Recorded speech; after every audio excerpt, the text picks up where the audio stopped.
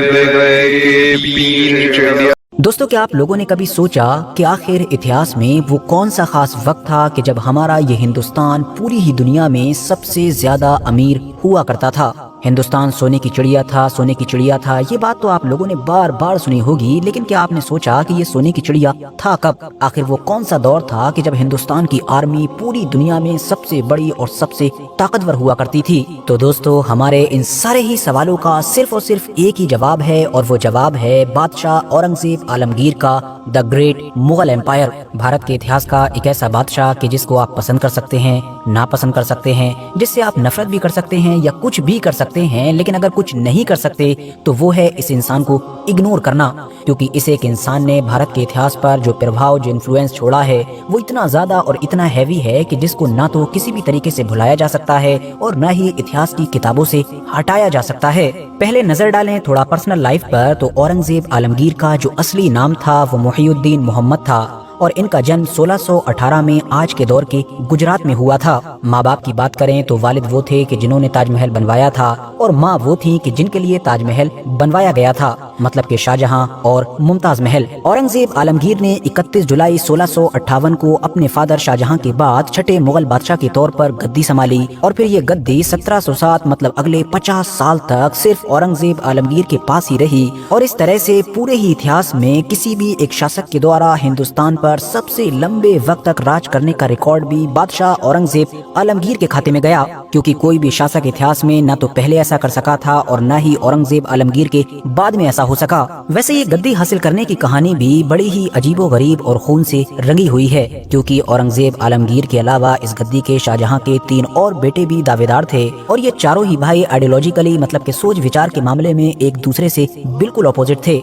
Personally Shahjahan की ये ख्वाहिश थी कि उनका बेटा दारा शिकोह गद्दी पर बैठे। इसीलिए बहुत सारे इतिहासकार तो ये भी इल्जाम लगाते हैं कि औरंगजेब से खतरा महसूस करते हुए बहुत कम उम्र से ही बादशाह शाहजहां ने ये कोशिशें शुरू कर दी थी कि औरंगजेब आलमगीर को सल्तनत की राजधानी और महल से जितना ज्यादा हो सके दूर ही रखा जाए तो बेहतर होगा। उसकी वजह ये थी कि कहीं औरंगजेब आलमगीर का इन्फ्लुएंस राजधानी या फिर महल में बढ़ न सके। इससे उलट दारा शिकोह का ये इन्फ्लुएंस, ये प्रभाव बढ़ता चला जाए, और इस चीज को मुमकिन बनाने के लिए ही बहुत कम उम्र से ही औरंगजेब आलमगीर को कभी तो मुश्किल से मुश्किल इलाकों में मिलिट्री कैंपेन के लिए भेज दिया जाता था, तो कभी ऐसे इलाकों में जिम्मेदारियां दी जाती थीं और गवर्नर लगा दिया जाता था कि जो आगरा और दिल्ली जैसे इलाकों से काफी दूर हुआ करते थे। मगर साथियों, हुआ ये कि शाहजहां और दारा शिकोह के लिए यही चीज मुसीबत, जबकि औरंगजेब आलमगीर के लिए यही चीज वरदान साबित हुई। वो इसलिए क्योंकि औरंगजेब आलमगीर ने शुरुआती दौर से ही जो ज्यादा से ज्यादा वक्त अपनी आर्मी के साथ गुजारा और मुश्किल से मुश्किल इलाकों में जो कैंपेन की, इस चीज ने औरंगजेब आलमगीर को मिलिट्री के फील्ड में जीनियस बना दिया। नतीजा ये हुआ कि 1658 में जब फाइनली गद्दी हासिल करने के लिए जंग शुरू हुई,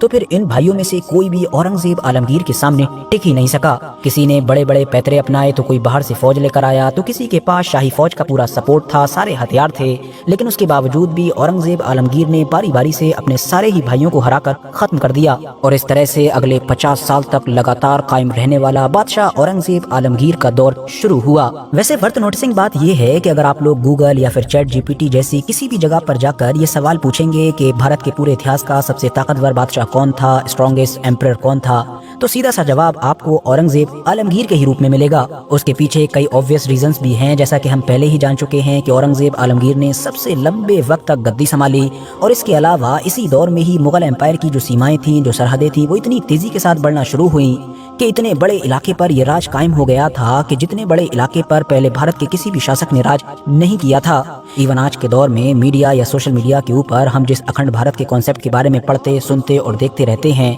वो अखंड भारत भी अगर किसी दौर में वाकई पॉसिबल हुआ था तो वो दरअसल औरंगजेब आलमगीर का यही दौर था कि जब हिंदुस्तान की सीमाएं आज के अफगानिस्तान के काबुल से लेकर नीचे तमिलनाडु तक फैली हुई थी। मिलिट्री तो सबसे बड़ी और सबसे स्ट्रॉन्ग थी ही, जबकि इकोनॉमी का भी हाल ये था कि पूरी दुनिया की जो इकोनॉमी थी उसमें से 25% शेयर तो सिर्फ और सिर्फ मुगल एम्पायर का था। मतलब पूरी दुनिया में जितनी दौलत मौजूद थी उसमें से 25% के करीब दौलत उस दौर में सिर्फ हिंदुस्तान के इसी मुगल एम्पायर के पास मौजूद थी। दुनिया के पूरे ट्रेड पर भी भारत की ही तोती बोला करती थी, चाहे एग्रीकल्चर का फील्ड हो, टेक्सटाइल्स हो, स्पाइसेस हो, सिल्क हो, हर चीज में ही सबसे आगे भारत खड़ा हुआ नजर आता था। अब वैसे तो हमेशा औरंगजेब आलमगीर को भी बिल्कुल वैसे ही याद किया जाना चाहिए था कि जैसे दुनिया के बड़े बड़े मशहूर या फिर हिंदुस्तान के भी बड़े बड़े और मशहूर हुक्मरानों को याद किया जाता है। मतलब उनकी 5 क्वालिटीज यानी अच्छी चीजें गिनाई जाती और 5 बुरी चीजें गिनाई जाती। मतलब कहा जाता कि इनके दौर में ये काम अच्छे हुए और इनके दौर में ये काम गलत हुए। लेकिन बादशाह औरंगजेब आलमगीर के केस में तो कुछ और ही चल रहा है। खास तौर से पिछले कुछ सालों से तो बादशाह औरंगजेब आलमगीर का इस्तेमाल राजनीतिक तौर पर खूब किया गया है।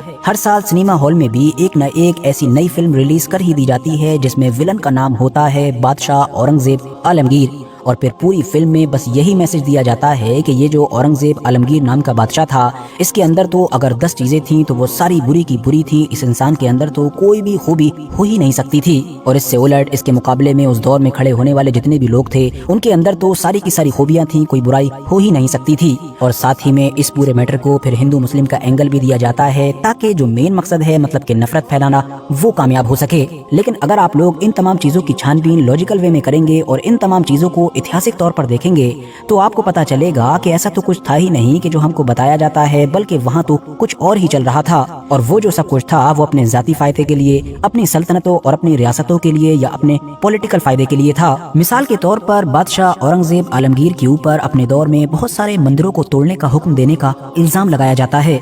और इस बात में कोई शक भी नहीं है कि बादशाह औरंगजेब आलमगीर के हुक्म पर कुछ मंदिरों को तोड़ा गया था। और इस बात में भी कोई शक नहीं है कि वो चाहे औरंगजेब आलमगीर हो या दुनिया का कोई भी हुक्मरान हो, उसकी तरफ से किसी भी रिलीजियस प्लेस को, किसी भी धार्मिक जगह को तोड़ना या उसको नुकसान पहुंचाना बहुत बड़ा अपराध है। लेकिन एक अपराध, एक गुनाह तो ये भी है कि जो लोग सोशल मीडिया पर आपको ये सब कुछ बता रहे होते हैं वो दरअसल ये नहीं बता रहे होते हैं कि टूटने वाले मंदिरों से बड़ी लिस्ट तो उन मंदिरों की है कि जिनको या तो औरंगजेब आलमगीर की तरफ से जमीन दान की गई थी, या फिर उसको बनाने के लिए बहुत बड़ी रकम दी गई थी, या फिर उसकी फंडिंग की गई थी, जिसमें बनारस, वृंदावन और गुजरात जैसे बड़े बड़े नाम भी शामिल हैं। और तो और वो लोग आपको ये भी नहीं बता रहे होते हैं कि ऐतिहासिक किताबों में तो कुछ ऐसी खास मस्जिदों का भी जिक्र है कि जिनको औरंगजेब आलमगीर के हुक्म पर तोड़ा गया था। हमें अंदाजा है कि आप लोग कंफ्यूज हो रहे होंगे कि आखिर ये कैसे हो सकता है कि एक ही इंसान मंदिर तोड़वाता भी है, बनवाता भी है, मस्जिद तोड़वाता भी है और उससे ज्यादा मस्जिदें बनवाता भी है। तो दोस्तों, इस सारी कंफ्यूजन का एक ही जवाब है और वो है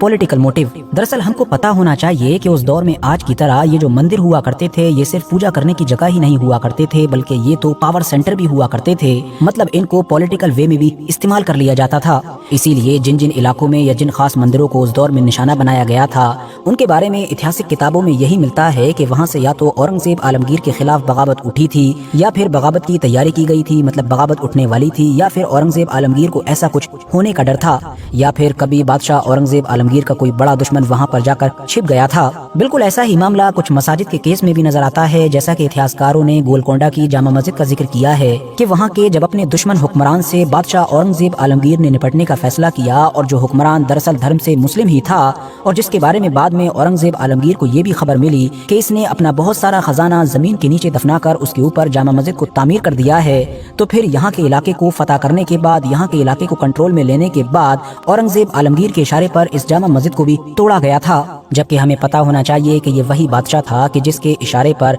भारत के अलग अलग इलाकों में बेशुमार मस्जिदें तामीर भी हुई थीं। बिल्कुल ऐसी ही बुरहानपुर की एक शेख पीर मोहम्मद मौस का भी जिक्र मिलता है, जिसको बादशाह औरंगजेब आलमगीर की फौज ने पॉलिटिकल मोटिव्स की वजह से निशाना बनाया। और तो और आप में से शायद बहुत सारे लोगों को जानकर हैरानी होगी कि जिस मराठा एम्पायर को मुगल एम्पायर के सामने खड़ा करके फिर फिल्म्स के अंदर हिंदू मुस्लिम का रंग दिया जाता है, उस मराठा एम्पायर की तरफ से भी इतिहास में कई मंदिरों को निशाना बनाए जाने का जिक्र मिलता है। और जाहिर है ये सब कुछ भी अपने अपने पॉलिटिकल मोटिव्स के लिए हो रहा था। मिसाल के तौर पर 1740 से लेकर 1750 के बीच मराठा एम्पायर की तरफ से जो बंगाल में रेड्स की गई थीं, उन रेड्स में कुछ मंदिरों को लूटने, उनको निशाना बनाने या उनको डिस्ट्रॉय करने का जिक्र मिलता है। बल्कि अभी रुकिए, इससे भी ज्यादा हैरान कर देने वाली बात आपको बता देते हैं कि किसी दौर में जब मराठा एम्पायर हैदर अली और टीपू सुल्तान की जो मैसूर रियासत थी उस पर रेड्स कर रहा था, मतलब उसको फतह करने की या उसको हराने की कोशिश कर रहा था, तो उस दौर में मैसूर रियासत के भी कई मंदिरों को मराठा एम्पायर की फौजों के द्वारा निशाना बनाया गया था। मतलब सोचिए कि ये कितनी अजीब बात है कि दो मुस्लिम हुक्मरान मतलब के हैदर अली और टीपू सुल्तान को नीचा दिखाने या उनको हराने के लिए उनकी रियासत के मंदिरों को नुकसान पहुँचाया जा रहा था। दूसरी तरफ ये दो हुक्मरान अपनी रियासत और अपनी इज्जत को बचाए रखने के लिए इन मंदिरों की हिफाजत कर रहे थे। साथियों, बिल्कुल इसी तरह से ही ये یہ بھی دعوے کیے جاتے ہیں کہ بادشاہ اورنگزیب عالمگیر کے دور میں بہت سارا بھید بھاؤ ہوتا تھا، مطلب پورے بھارت میں صرف ہندو مسلمان ہی چل رہا تھا، اس کے علاوہ تو مانو کچھ تھا ہی نہیں۔ جبکہ حقیقت تو یہ ہے کہ اس دور میں بادشاہ اورنگزیب عالمگیر کے محل میں یا باقی ایڈمنسٹریشن میں بھی جو بڑی بڑی پوزیشنز تھیں، جو بڑی بڑی گدیاں تھیں، ان پر بے شمار ہندو لوگ بیٹھے ہوئے تھے۔ خود انگریز اور ہندو اتہاسکاروں نے بھی یہ نمبر لگ بھگ 30 سے 35% کے قریب مانا ہے، جو مغل سلطنت کے اس دور سے بھی زیادہ تھا کہ جس دور میں گدی پر ایک سیکولر چھوی رکھنے والا بادشاہ اکبر بیٹھا ہوا کرتا تھا۔ اس دور کی مغل امپائر کی جس بڑی اکانومی کے بارے میں ہم نے شروع میں جانا، کیا آپ لوگوں کو پتا ہے کہ اورنگزیب عالمگیر کے دور میں مغل امپائر کی اس بڑی اکانومی کی دیکھ بھال کون کر رہا تھا؟ مطلب دوسرے شبدوں میں کہیں تو بادشاہ اورنگزیب عالمگیر کا فائنانس منسٹر کون تھا؟ تو اس کا سیدھا سا جواب ہے راجہ رگھوناتھ رائے۔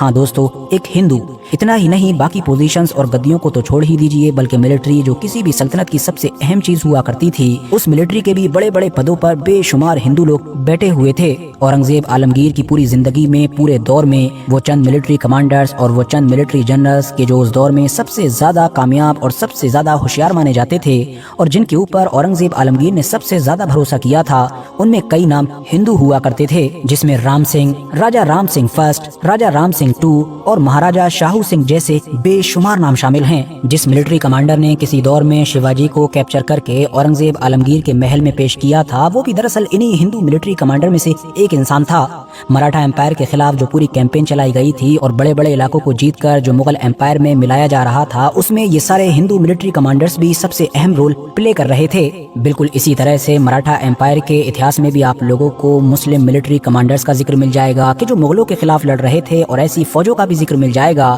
کہ جو تھی تو مسلم لیکن مراٹھا امپائر کے ساتھ کھڑی ہوئی تھیں یا پھر ان کے اندر مرج ہو کر ہی مغلوں کے خلاف لڑ رہی تھیں۔ آخر میں جہاں تک معاملہ بچتا ہے اپنے بھائیوں کو قتل کر کے گدی حاصل کرنے کا، تو ظاہر سی بات ہے یہ ویسے تو بہت خطرناک چیز ہے، اور جب بھی ہم لوگ سنتے ہیں تو آج کے دور میں تو خاص طور سے ہم لوگوں کی روح کانپ جاتی ہے۔ لیکن معاملہ یہ ہے کہ اس دور میں یہ چیز کوئی یونیک نہیں تھی، بلکہ باقی سلطنتوں، باقی حکومتوں اور باقی امپائرز میں بھی گدی حاصل کرنے کے لیے یہی سب کچھ چل رہا تھا۔ وہ چاہے مسلم دنیا کی ہی سپر پاور مانا جانے والا اوٹومن امپائر ہو، یا پھر بھارت کی زمین پر ہی ہزاروں سال پہلے وجود رکھنے والا وہ موریہ امپائر ہو، کہ جس کے حکمران، جس کے شاسک اشوکا، کہ جس کو عام طور پر اشوکا دی گریٹ کے نام سے بھی جانا جاتا ہے، جس کے شاسک اشوکا نے گدی حاصل کرنے کے لیے اتہاسکاروں کے مطابق اپنے لگ بھگ 99 بھائیوں کو قتل کر ڈالا تھا۔ اب ظاہر ہے اس نمبر کے آگے تو اورنگزیب عالمگیر جیسے حکمران دور دور تک کہیں نہیں ٹکتے ہیں۔ ویسے یہاں پر ایک انٹرسٹنگ بات یہ ہے کہ بھارت کے اتہاس میں جس ایک حکمران کو بادشاہ اورنگزیب عالمگیر کی ٹکر کا مانا جاتا ہے، یا جس کو اورنگزیب عالمگیر کے مقابلے میں رکھا جاتا ہے، وہ حکمران بھی کوئی اور نہیں بلکہ یہی اشوکا دی گریٹ ہیں۔ بلکہ بے شمار ایسے لوگ جو دن رات سوشل میڈیا